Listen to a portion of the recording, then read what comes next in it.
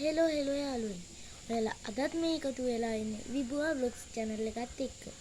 ඉතින් මම අද කරන්න හදන්නේ මගේ ඉස්කෝලේ යාළුවෙක් මගෙන් අහපු ප්‍රශ්න වගේ එකකට උත්තර දෙන්න. හරියට Q&A එකක් වගේ. හරිද?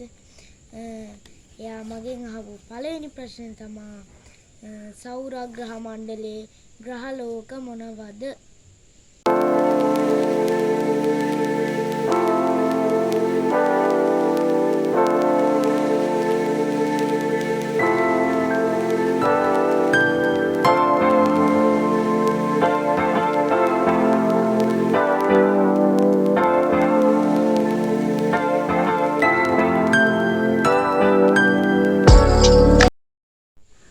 හරි එහෙනම් අපේ දෙවෙනි ප්‍රශ්නේ තමයි මුලින්ම න්‍යෂ්ටික බෝම්බය හැදුවේ මොන රටේද?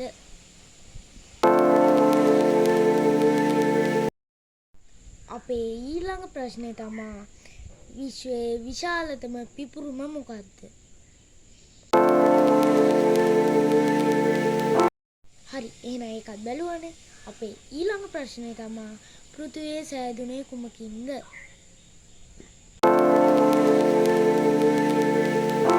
හරි ඉතින් යාළුවනේ මම දැන් හදන්නේ ඔයාලගෙන් සමුගන්න. ඊට කලින් ටග් ගාලා ගිහිල්ලා මගේ channel එක subscribe කරන්න, like කරන්න, comment කරන්න. එහෙනම් හැමෝටම goodbye.